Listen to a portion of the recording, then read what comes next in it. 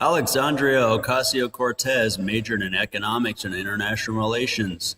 Yet she clearly doesn't understand any of those topics because she sure doesn't agree with me. Hi, this is Joe Kopzik. It's August 16th, 2018.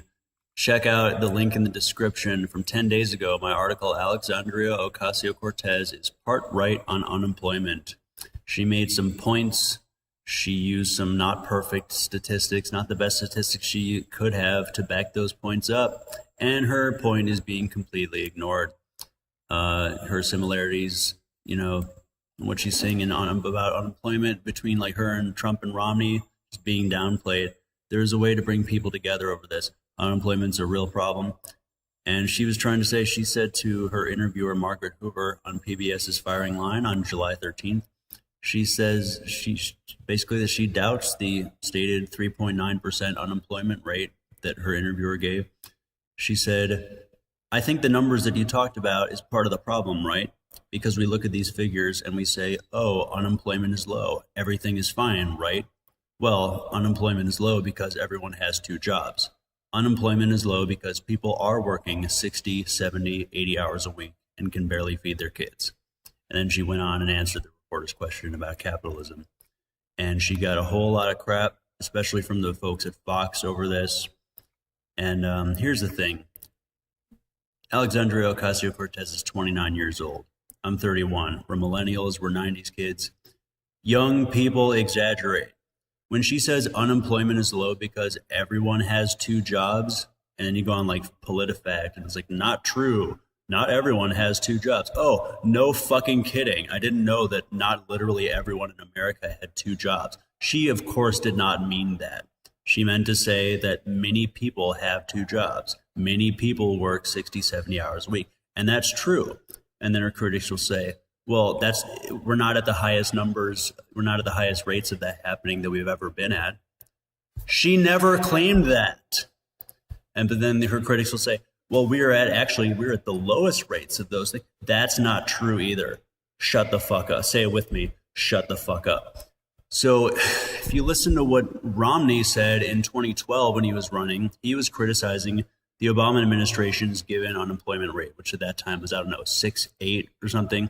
And I was joining them in saying real unemployment is double that, double the given employment rate, the government says, if you include people who have gotten frustrated and stopped looking for work. And it really includes just everyone who's non-employed, but not technically unemployed because they haven't filed for government unemployment benefits.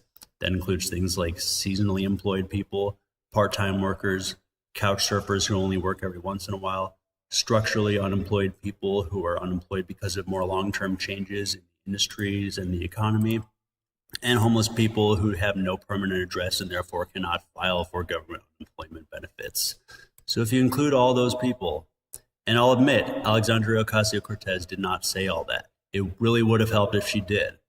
But Mitt Romney did say this. Donald Trump implied it in an August 2015 interview with Time magazine, where he said the real unemployment rate is 42% if you include all the 93 million people who are out of work at that time. So that there are things we can agree about unemployment. There are people working long hours, working multiple jobs. I know some of them. To deny they exist, I mean, they're not denying they exist, really, her critics. They're saying that, oh, they're not in the majority, therefore they don't. I was like, oh, I thought that minorities and individuals mattered, but apparently only majorities have rights now.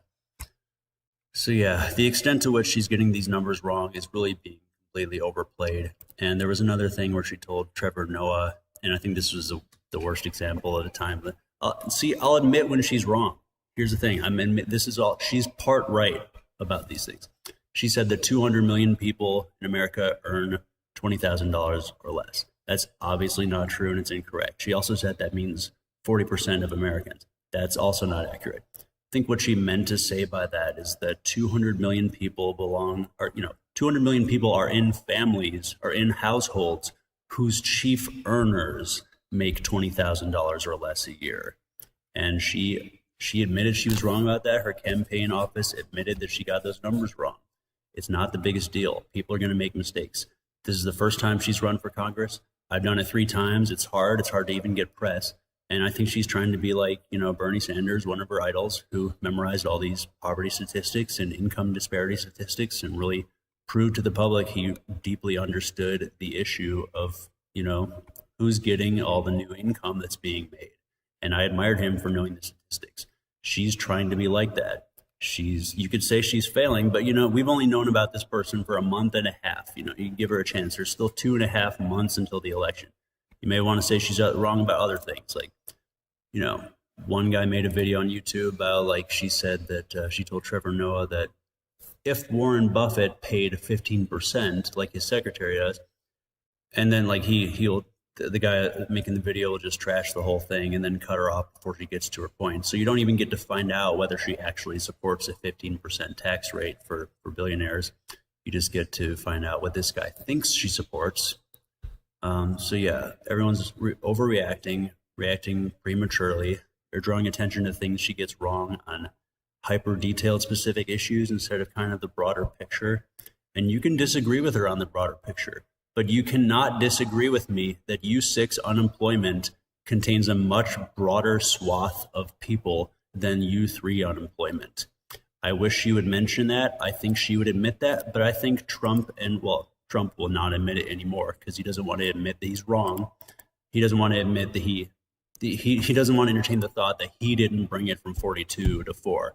But I don't think he would ever say that 42 statistic again, except in some kind of crazy hyper kind of super state of denial that cognitive dissonance thing that he's got going on. Trump is not a god. He did not single-handedly bring the unemployment rate from 42% to 4% in 3 years. They're fudging the numbers just like they always have. You have to understand how many different and what kinds of classes of workers and non-workers and temporary workers, the different 6 different types of government ways of measuring unemployment and non-employment. You have to understand the differences. If you're going to tell me that I don't understand economics because I agree with her or that I see where she's coming from. Here's another thing. Her thing about the military. Yes, she misspoke when she said that they got a $700 billion raise. She meant to say was that their budget was $700 billion for 2018. And I think what she meant to say was that there was a $61 billion dollar amount that the Defense Department did not settle for, but which they got it in addition to what they settled for. I'm seeing that Trump's budget request was $668 billion. Fact checkers are still rating this statement false. Obviously, if you say things like everyone has 2 jobs or 200 million people make $20,000 or less, or the Pentagon got a raise of $700 billion. Yeah, if you focus on the tiny misstatements that she's made. All those people who are criticizing her for talking before she's been elected or for, they got on TV and the radio and they get to say whatever the hell they want and they don't have to run for office. This woman, she's running for office. She can't even get her opponents to debate her and people are challenging her to debate and acting like they're entitled to it and that she's not ready to be on it anyway. They're demanding that she answer questions that they don't think she's qualified to answer. And literally, it's people are calling her the Sarah Palin candidate. I think there really is a kind of gotcha thing going on. I mean, you can blow questions past people and call them a socialist a mile a minute if you want to, and you can put them on the defense. Sarah Palin couldn't name a newspaper that she read. She couldn't name a single Supreme Court case that she supported or disagreed with. Alexandria Ocasio-Cortez answers questions.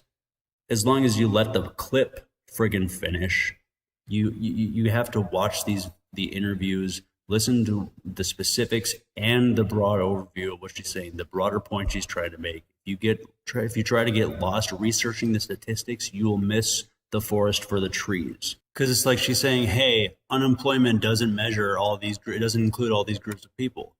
And then her critics are like, hey, why are you including all those groups of people? Don't you understand how unemployment is measured? It doesn't include those groups of people. She's like, yeah, that's what the fuck I just said. And then you go to these people, it's like, why do you all of a sudden believe what the government is telling you about what the unemployment rate is? Didn't you just spend the last 8 years saying the government's untrustworthy? And so again, Alexandria Ocasio-Cortez will say, unemployment is low because people are working for 60, 70, 80 hours a week, working 2 jobs. It's like, that's not untrue. It's just that, her critics are right to point out that technically, yeah, when one person gets a second job, the unemployment rate doesn't change, and the rate of people with, 2 jobs doesn't necessarily change. But that's obscuring the point, which is that every time one person gets a second job that could have gone to someone who has no job at all, that's in a sense a theft. And, if you explain this to people, hopefully they'll be like, they took my job. It's like they used to. I guess they only see that when the person's not white. A white person who works 80 hours a week can take your job too. Also, a person who's being subjected to involuntary labor, involuntary servitude, they can take your job. Someone can make them take your job by making them work 80 hours and working themselves to death when you could have split that workload so neither you would have to work to, the one person wouldn't have to work to death, and then the other person wouldn't have to starve to death from not working. And that is what people are doing when they criticize her. Instead of thinking about what she's saying in an independent way and discussing the facts one by one, instead of just saying socialist, automatically disqualified.